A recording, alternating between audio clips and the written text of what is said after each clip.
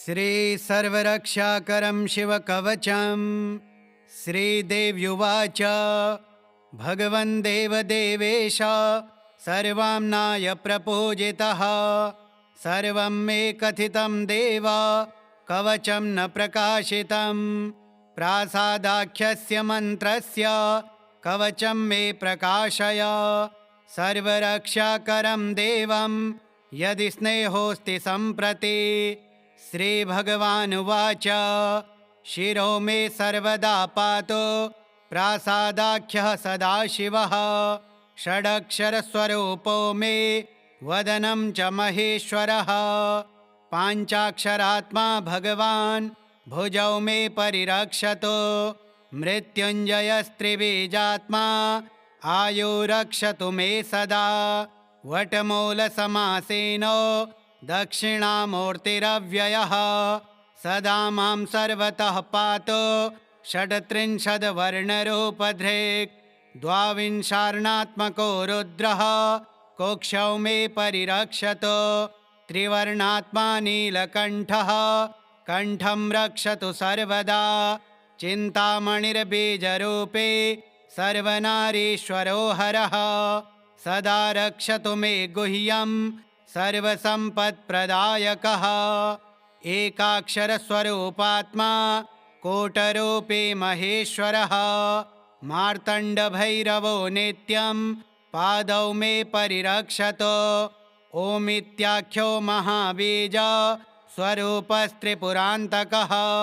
सदा मां रणभूमौ तो रक्षतु त्रिदशाधिपः ऊर्ध्वमूर्धानमीशानो मम रक्षतु सर्वदा दक्षिणस्यां तत्पुरुषो अव्यान्मे गिरिनायकः अघोराख्यो महादेवः पूर्वस्य परिरक्षतो वामदेवः पश्चिमस्यां सदा मे परिरक्षतो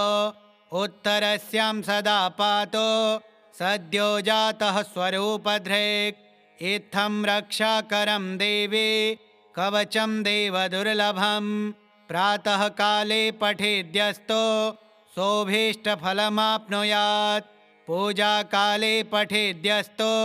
साधको दक्षिणे भुजे देवमनुष्या गन्धर्वा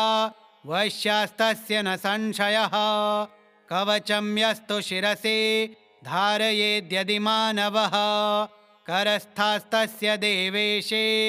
अणिमाद्यष्टसिद्धयः स्वर्णपत्रे त्विमां विद्यां शुक्लपट्टेन वेष्टितां राजतोदरसंविष्टां कृत्वा च धारये सुधीः सम्प्राप्य महतीं लक्ष्मी मन्त्रं च शिवरूपधृक् यस्मै कस्मै न दातव्यं न प्रकाश्यं कदाचन शिष्याय भक्तियुक्ताय साधकाय प्रकाशयेत् अन्यथा सिद्धिहानिः स्यात् सत्यमेतन्मनोरमे तव स्नेहान् महादेवे कथितं कवचं शुभं न देयं कस्यचिद् भद्रे यदीच्छेदात्मनो हितं योर्चयेद्गन्धपुष्पाद्यैः कवचं मन्मुखोदितं तेनार्चिता महादेवी सर्वे देवा न संशयः। श्रीदेव्युवाच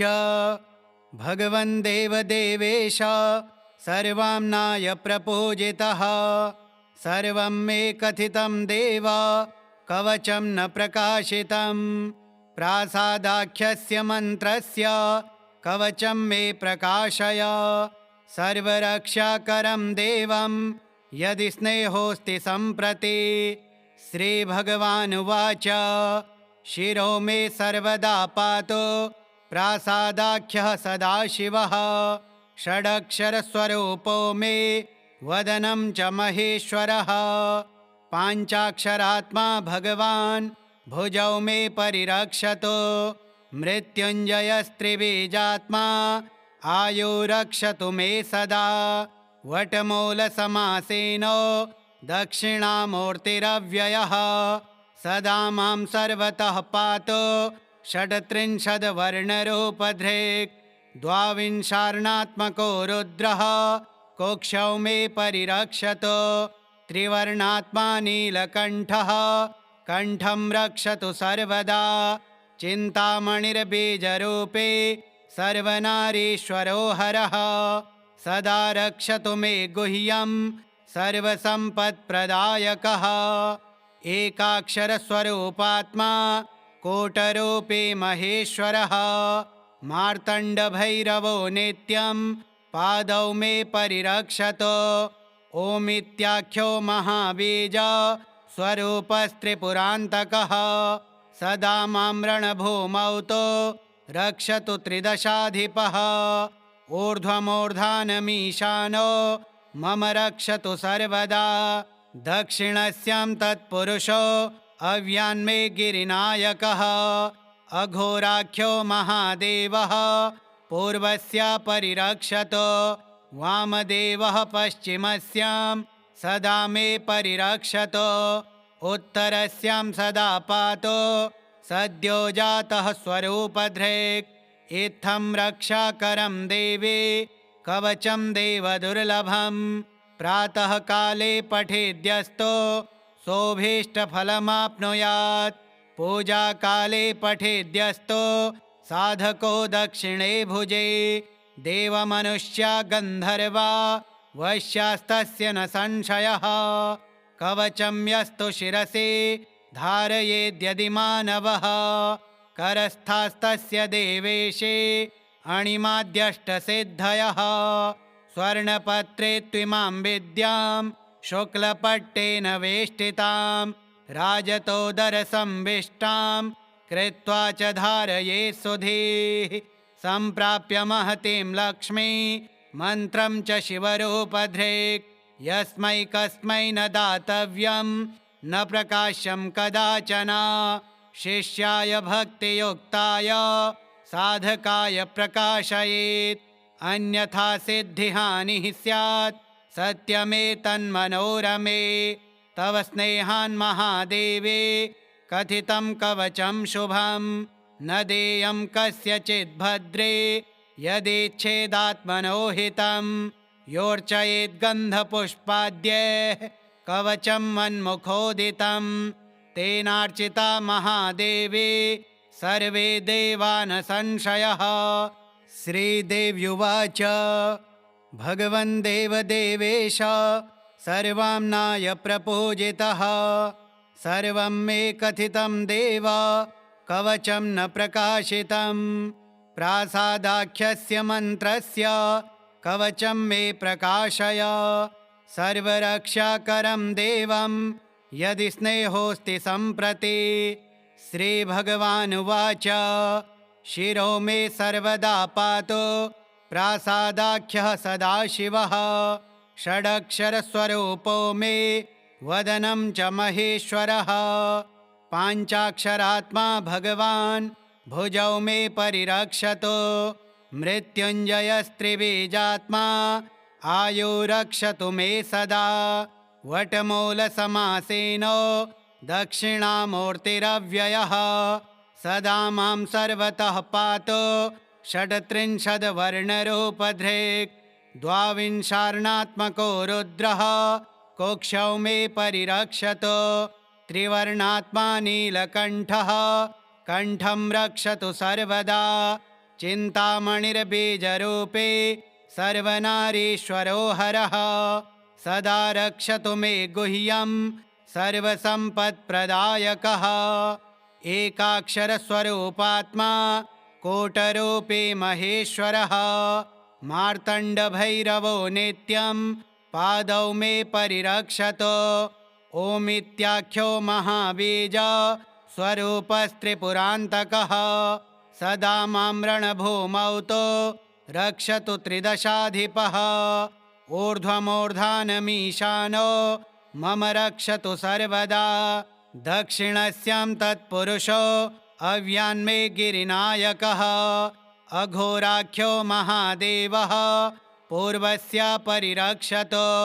वामदेवः पश्चिमस्यां सदा मे परिरक्षतो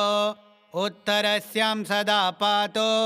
सद्यो जातः स्वरूपधृक् इत्थं रक्षाकरं देवी कवचं देवदुर्लभं प्रातःकाले पठेद्यस्तो सोऽभीष्टफलमाप्नुयात् पूजाकाले पठेद्यस्तो साधको दक्षिणे भुजे देवमनुष्या गन्धर्वा वैश्यास्तस्य न संशयः कवचं यस्तु शिरसि धारयेद्यदि मानवः करस्थास्तस्य देवेशे अणिमाद्यष्टसिद्धयः स्वर्णपत्रे त्विमां विद्यां शुक्लपट्टेन वेष्टितां राजतोदरसंविष्टां कृत्वा च धारये सुधीः सम्प्राप्य महतीं लक्ष्मी मन्त्रं च शिवरूपधृक् यस्मै कस्मै न दातव्यं न प्रकाश्यं कदाचन शिष्याय भक्तियुक्ताय साधकाय प्रकाशयेत् अन्यथा सिद्धिहानिः स्यात् सत्यमेतन्मनोरमे तव स्नेहान् महादेवे कथितं कवचं शुभं न देयं कस्यचिद् भद्रे यदेच्छेदात्मनो हितं योर्चयेद्गन्धपुष्पाद्यैः कवचं मन्मुखोदितं तेनार्चिता महादेवी सर्वे देवा न संशयः। श्रीदेव्युवाच भगवन् देवदेवेश सर्वाम्नाय प्रपूजितः सर्वं मे कथितं देव कवचं न प्रकाशितं प्रासादाख्यस्य मन्त्रस्य कवचं मे प्रकाशय सर्वरक्षाकरं देवं यदि स्नेहोऽस्ति सम्प्रति। श्रीभगवानुवाच शिरो मे सर्वदा पातु प्रासादाख्यः सदाशिवः षडक्षरस्वरूपो मे वदनं च महेश्वरः पाञ्चाक्षरात्मा भगवान् भुजौ मे परिरक्षतु मृत्युञ्जयस्त्रिबीजात्मा आयुरक्षतु मे सदा वटमूलसमासेनो दक्षिणामूर्तिरव्ययः सदा मां सर्वतः पातु षट्त्रिंशद्वर्णरूपधृक् द्वाविंशार्णात्मको रुद्रः कोक्षौ मे परिरक्षतु त्रिवर्णात्मा नीलकण्ठः कण्ठं रक्षतु सर्वदा चिन्तामणिर्बीजरूपे सर्वनारीश्वरो हरः सदा रक्षतु मे गुह्यं सर्वसम्पत्प्रदायकः एकाक्षरस्वरूपात्मा कोटरूपे महेश्वरः मार्तण्डभैरवो नित्यं पादौ मे परिरक्षतु ओमित्याख्यो महाबीज स्वरूपस्त्रिपुरान्तकः सदा मां रणभूमौ तो रक्षतु त्रिदशाधिपः ऊर्ध्वमूर्धानमीशानो मम रक्षतु सर्वदा दक्षिणस्यां तत्पुरुषो अव्यान्मे गिरिनायकः अघोराख्यो महादेवः पूर्वस्या परिरक्षतु वामदेवः पश्चिमस्यां सदा मे परिरक्षतु उत्तरस्यां सदा पातु सद्यो जातः स्वरूपधृक् इत्थं रक्षाकरं देवी कवचं देवदुर्लभं प्रातःकाले पठेद्यस्तो सोऽभीष्टफलमाप्नुयात् पूजाकाले पठेद्यस्तो साधको दक्षिणे भुजे देवमनुष्या गन्धर्वा वैश्यास्तस्य न संशयः कवचं यस्तु शिरसि धारयेद्यदि मानवः करस्थास्तस्य देवेशे अणिमाद्यष्टसिद्धयः स्वर्णपत्रे त्विमां विद्यां शुक्लपट्टेन वेष्टितां राजतोदरसंविष्टां कृत्वा च धारये सुधीः सम्प्राप्य महतीं लक्ष्मी मन्त्रं च शिवरूपधृक् यस्मै कस्मै न दातव्यं न प्रकाश्यं कदाचन शिष्याय भक्तियुक्ताय साधकाय प्रकाशयेत् अन्यथा सिद्धिहानिः स्यात् सत्यमेतन्मनोरमे तव स्नेहान् महादेवे कथितं कवचं शुभं न देयं कस्यचिद् भद्रे यदिच्छेदात्मनो हितं योर्चयेद्गन्धपुष्पाद्यैः कवचं मन्मुखोदितं तेनार्चिता महादेवी सर्वे देवा न संशयः। श्रीदेव्युवाच भगवन् देवदेवेश सर्वाम्नाय प्रपूजितः सर्वं मे कथितं देव कवचं न प्रकाशितं प्रासादाख्यस्य मन्त्रस्य कवचं मे प्रकाशय सर्वरक्षाकरं देवं यदि स्नेहोऽस्ति सम्प्रति। श्रीभगवानुवाच शिरो मे सर्वदा पातु प्रासादाख्यः सदाशिवः षडक्षरस्वरूपो मे वदनं च महेश्वरः पाञ्चाक्षरात्मा भगवान् भुजौ मे परिरक्षतु मृत्युञ्जयस्त्रिबीजात्मा आयुरक्षतु मे सदा वटमूलसमासेनो दक्षिणामूर्तिरव्ययः सदा मां सर्वतः पातु षट्त्रिंशद्वर्णरूपधृक् द्वाविंशार्णात्मको रुद्रः कोक्षौ मे परिरक्षतु त्रिवर्णात्मा नीलकण्ठः कण्ठं रक्षतु सर्वदा चिन्तामणिर्बीजरूपे सर्वनारीश्वरो हरः सदा रक्षतु मे गुह्यं सर्वसम्पत्प्रदायकः एकाक्षरस्वरूपात्मा कोटरूपे महेश्वरः मार्तण्डभैरवो नित्यं पादौ मे परिरक्षतु ओमित्याख्यो महाबीज स्वरूपस्त्रिपुरान्तकः सदा मां रणभूमौ तो रक्षतु त्रिदशाधिपः ऊर्ध्वमूर्धानमीशानो मम रक्षतु सर्वदा दक्षिणस्यां तत्पुरुषो अव्यान्मे गिरिनायकः अघोराख्यो महादेवः पूर्वस्या परिरक्षतु वामदेवः पश्चिमस्यां सदा मे परिरक्षतु उत्तरस्यां सदा पातु सद्यो जातः स्वरूपधृक् इत्थं रक्षाकरं देवी कवचं देवदुर्लभं प्रातः काले पठेद्यस्तो सोऽभीष्टफलमाप्नुयात् पूजाकाले पठेद्यस्तो साधको दक्षिणे भुजे देवमनुष्या गन्धर्वा वैश्यास्तस्य न संशयः कवचं यस्तु शिरसि धारयेद्यदि मानवः करस्थास्तस्य देवेशे अणिमाद्यष्टसिद्धयः स्वर्णपत्रे त्विमां विद्यां शुक्लपट्टेन वेष्टितां राजतोदरसंविष्टां कृत्वा च धारये सुधीः सम्प्राप्य महतीं लक्ष्मी मन्त्रं च शिवरूपधृक् यस्मै कस्मै न दातव्यं न प्रकाश्यं कदाचन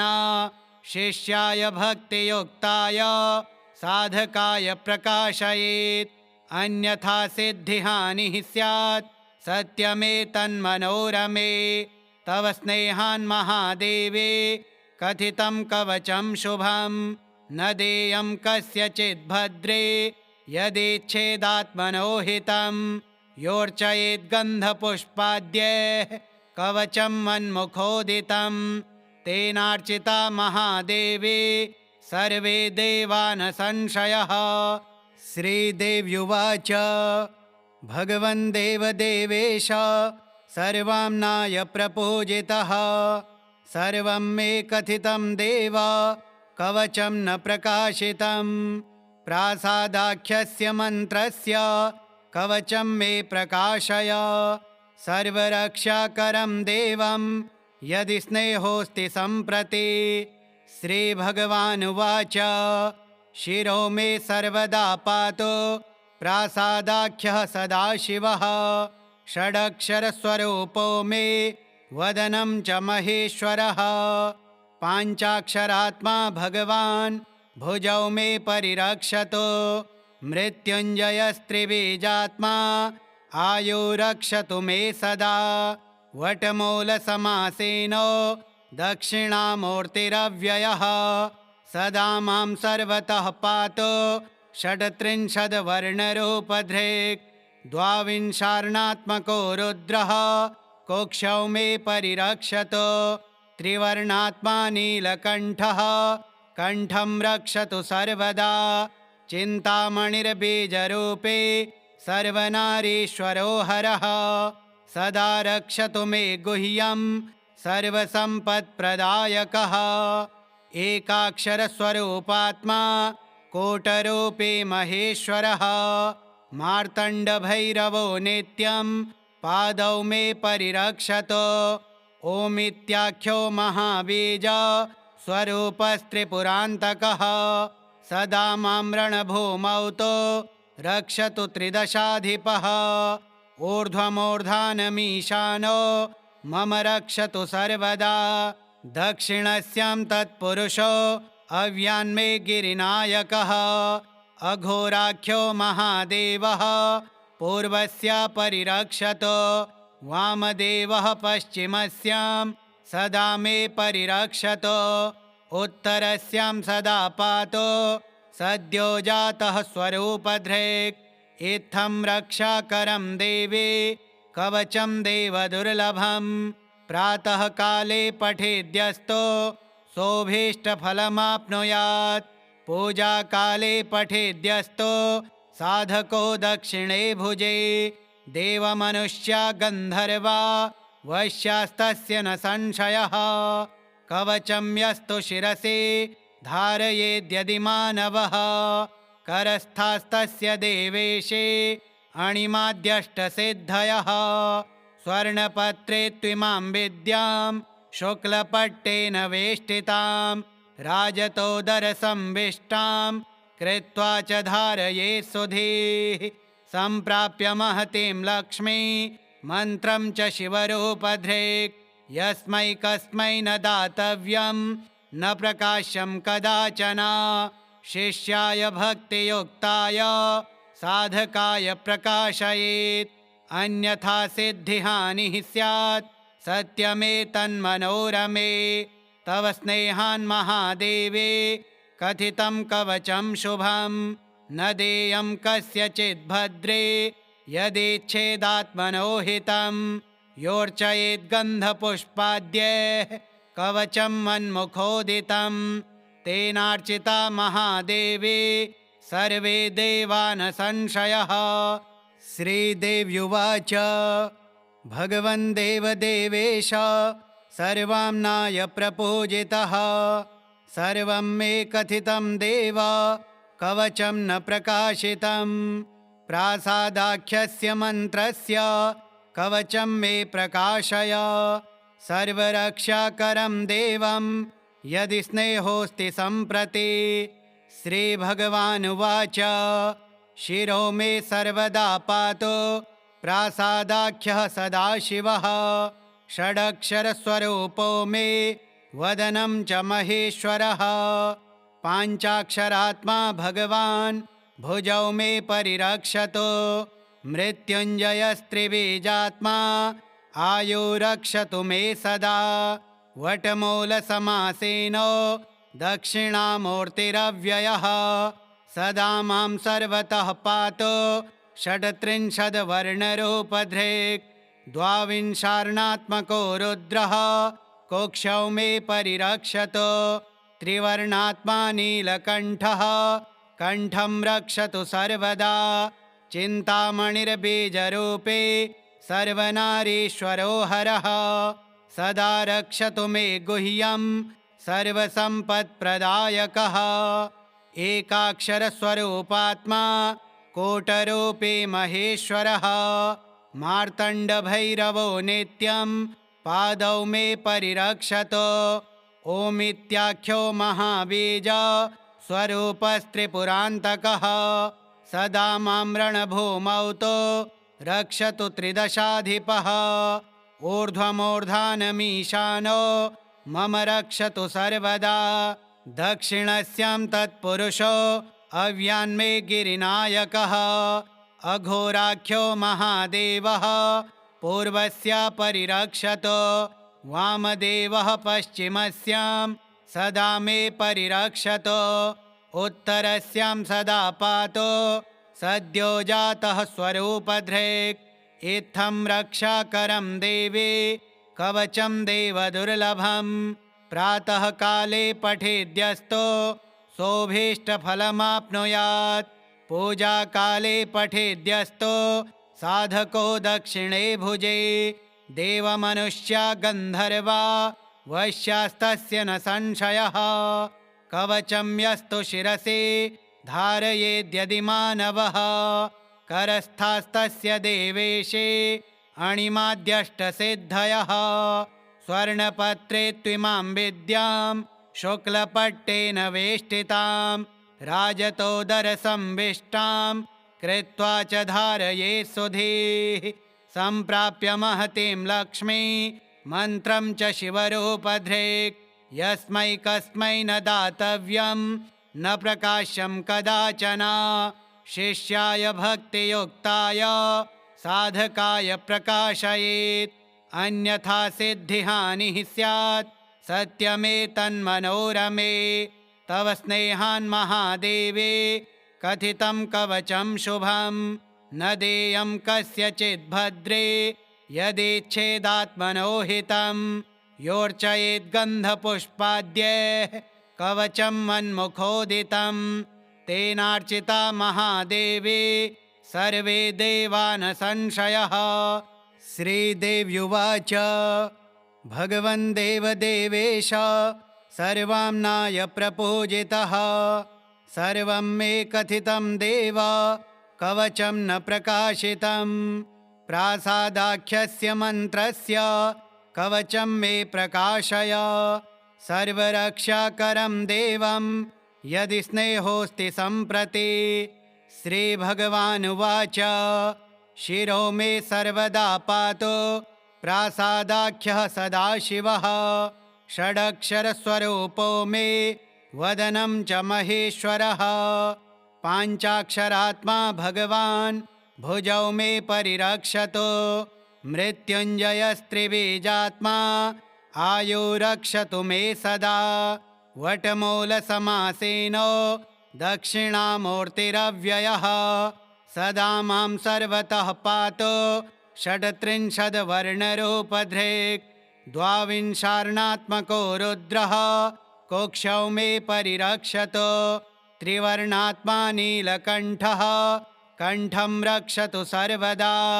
चिन्तामणिर्बीजरूपे सर्वनारीश्वरो हरः सदा रक्षतु मे गुह्यं सर्वसम्पत्प्रदायकः एकाक्षरस्वरूपात्मा कोटरूपी महेश्वरः मार्तण्डभैरवो नित्यं पादौ मे परिरक्षतु ओमित्याख्यो महाबीज स्वरूपस्त्रिपुरान्तकः सदा मां रणभूमौ तु रक्षतु त्रिदशाधिपः ऊर्ध्वमूर्धानमीशानो मम रक्षतु सर्वदा दक्षिणस्यां तत्पुरुषो अव्यान्मे गिरिनायकः अघोराख्यो महादेवः पूर्वस्या परिरक्षतो वामदेवः पश्चिमस्यां सदा मे परिरक्षतो उत्तरस्यां सदा पातो सद्यो जातः स्वरूपधृक् इत्थं रक्षाकरं देवी कवचं देवदुर्लभं प्रातः काले पठेद्यस्तो सोऽभीष्टफलमाप्नुयात् पूजाकाले पठेद्यस्तो साधको दक्षिणे भुजे देवमनुष्या गन्धर्वा वैश्यास्तस्य न संशयः कवचं यस्तु शिरसि धारयेद्यदि मानवः करस्थास्तस्य देवेशे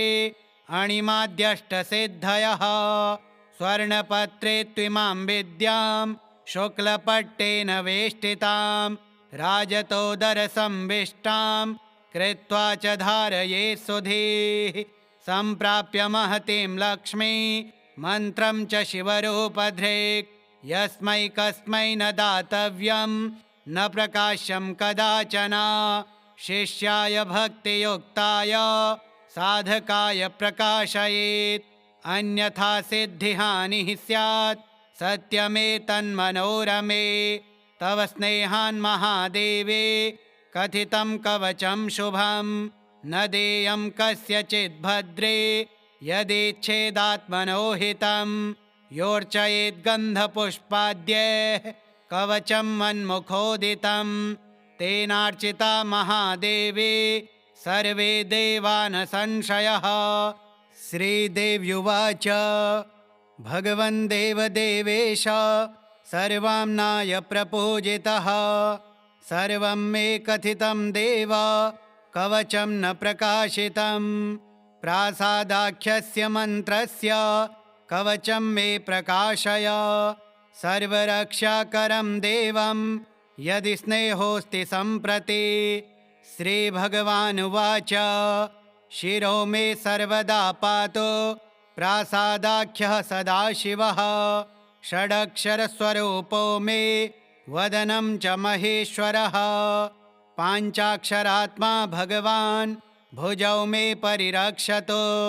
मृत्युञ्जयस्त्रिबीजात्मा आयुरक्षतु मे सदा वटमूलसमासेन दक्षिणामूर्तिरव्ययः सदा मां सर्वतः पातु षट्त्रिंशद्वर्णरूपधृक् द्वाविंशार्णात्मको रुद्रः कोक्षौ मे परिरक्षतु त्रिवर्णात्मा नीलकण्ठः कण्ठं रक्षतु सर्वदा चिन्तामणिर्बीजरूपे सर्वनारीश्वरो हरः सदा रक्षतु मे गुह्यं सर्वसम्पत्प्रदायकः एकाक्षरस्वरूपात्मा कोटरूपी महेश्वरः मार्तण्डभैरवो नित्यं पादौ मे परिरक्षतु ओमित्याख्यो महाबीज स्वरूपस्त्रिपुरान्तकः सदा मां रणभूमौ तु रक्षतु त्रिदशाधिपः ऊर्ध्वमूर्धानमीशानो मम रक्षतु सर्वदा दक्षिणस्यां तत्पुरुषो अव्यान्मे गिरिनायकः अघोराख्यो महादेवः पूर्वस्य परिरक्षतु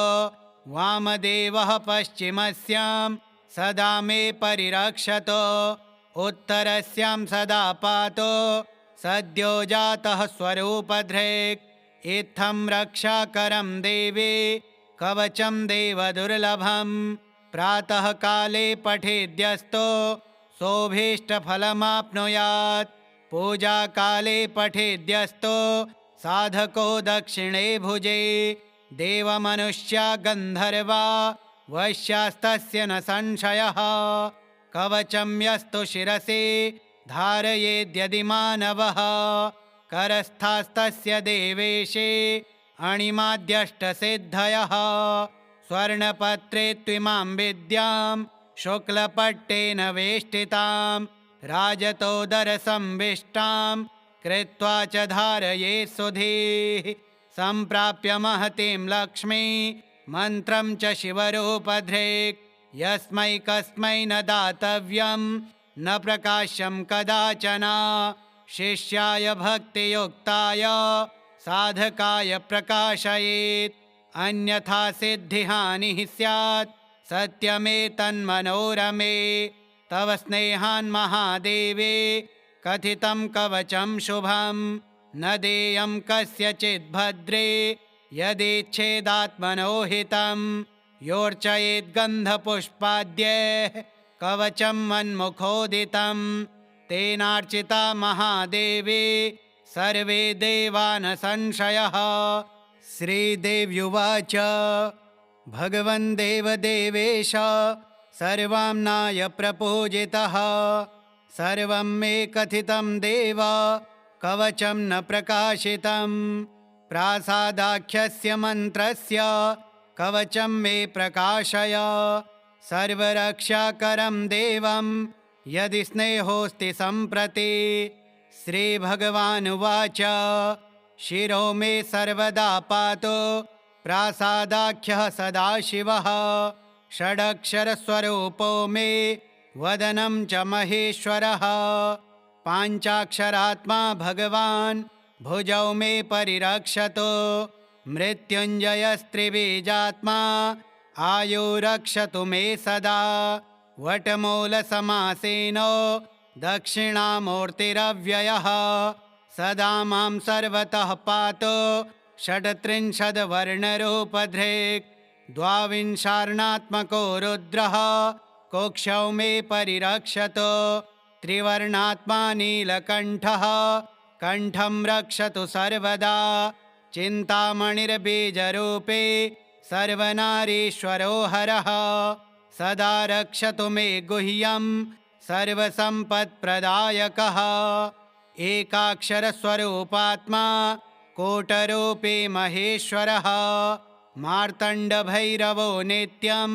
पादौ मे परिरक्षतु ओमित्याख्यो महाबीज स्वरूपस्त्रिपुरान्तकः सदा मां रणभूमौ तु रक्षतु त्रिदशाधिपः ऊर्ध्वमूर्धानमीशानो मम रक्षतु सर्वदा दक्षिणस्यां तत्पुरुषो अव्यान्मे गिरिनायकः अघोराख्यो महादेवः पूर्वस्य परिरक्षतु वामदेवः पश्चिमस्यां सदा मे परिरक्षतु उत्तरस्यां सदा पातु सद्यो जातः स्वरूपधृक् इत्थं रक्षाकरं देवी कवचं देवदुर्लभं प्रातः काले पठेद्यस्तो सोऽभीष्टफलमाप्नुयात् पूजाकाले पठेद्यस्तो साधको दक्षिणे भुजे देवमनुष्या गन्धर्वा वैश्यास्तस्य न संशयः कवचं यस्तु शिरसि धारयेद्यदि मानवः करस्थास्तस्य देवेशे अणिमाद्यष्टसिद्धयः स्वर्णपत्रे त्विमां विद्यां शुक्लपट्टेन वेष्टितां राजतोदरसंविष्टां कृत्वा च धारये सुधीः सम्प्राप्य महतीं लक्ष्मी मन्त्रं च शिवरूपधृक् यस्मै कस्मै न दातव्यं न प्रकाश्यं कदाचन शिष्याय भक्तियुक्ताय साधकाय प्रकाशयेत् अन्यथा सिद्धिहानिः स्यात् सत्यमेतन्मनोरमे तव स्नेहान् महादेवे कथितं कवचं शुभं न देयं कस्यचिद् भद्रे यदेच्छेदात्मनो हितं योर्चयेद्गन्धपुष्पाद्यैः कवचं मन्मुखोदितं तेनार्चिता महादेवी सर्वे देवा न संशयः श्रीदेव्युवाच भगवन् देवदेवेश सर्वाम्नाय प्रपूजितः सर्वं मे कथितं देव कवचं न प्रकाशितं प्रासादाख्यस्य मन्त्रस्य कवचं मे प्रकाशय सर्वरक्षाकरं देवं यदि स्नेहोऽस्ति सम्प्रति श्रीभगवानुवाच शिरो मे सर्वदा पातु प्रासादाख्यः सदाशिवः षडक्षरस्वरूपो मे वदनं च महेश्वरः पाञ्चाक्षरात्मा भगवान् भुजौ मे परिरक्षतु मृत्युञ्जयस्त्रिबीजात्मा आयुरक्षतु मे सदा वटमूलसमासेनो दक्षिणामूर्तिरव्ययः सदा मां सर्वतः पातु षट्त्रिंशद्वर्णरूपधृक् द्वाविंशार्णात्मको रुद्रः कुक्षौ मे परिरक्षतु त्रिवर्णात्मा नीलकण्ठः कण्ठं रक्षतु सर्वदा चिन्तामणिर्बीजरूपे सर्वनारीश्वरो हरः सदा रक्षतु मे गुह्यं सर्वसम्पत्प्रदायकः एकाक्षरस्वरूपात्मा कोटरूपी महेश्वरः मार्तण्डभैरवो नित्यं पादौ मे परिरक्षतु ओमित्याख्यो महाबीज स्वरूपस्त्रिपुरान्तकः सदा मां रणभूमौ तु रक्षतु त्रिदशाधिपः ऊर्ध्वमूर्धानमीशानो मम रक्षतु सर्वदा दक्षिणस्यां तत्पुरुषो अव्यान्मे गिरिनायकः अघोराख्यो महादेवः पूर्वस्य परिरक्षतो वामदेवः पश्चिमस्यां सदा मे परिरक्षतो उत्तरस्यां सदा पातो सद्यो जातः स्वरूपधृक् इत्थं रक्षाकरं देवे कवचं देवदुर्लभं प्रातः काले पठेद्यस्तो सोऽभीष्टफलमाप्नुयात् पूजाकाले पठेद्यस्तो साधको दक्षिणे भुजे देवमनुष्या गन्धर्वा वैश्यास्तस्य न संशयः कवचं यस्तु शिरसि धारयेद्यदि मानवः करस्थास्तस्य देवेशे अणिमाद्यष्टसिद्धयः स्वर्णपत्रे त्विमां विद्यां शुक्लपट्टेन वेष्टितां राजतोदरसंविष्टां कृत्वा च धारये सुधीः सम्प्राप्य महतीं लक्ष्मी मन्त्रं च शिवरूपधृक् यस्मै कस्मै न दातव्यं न प्रकाश्यं कदाचन शिष्याय भक्तियुक्ताय साधकाय प्रकाशयेत् अन्यथा सिद्धिहानिः स्यात् सत्यमेतन्मनोरमे तव स्नेहान् महादेवे कथितं कवचं शुभं न देयं कस्यचिद् भद्रे यदेच्छेदात्मनो हितं योर्चयेद्गन्धपुष्पाद्यैः कवचं मन्मुखोदितं तेनार्चिता महादेवी सर्वे देवा न संशयः श्रीक्रियोड्डीशे महातन्त्रराजे देवीश्वर संवादे सर्वरक्षाकरं शिवकवचम्।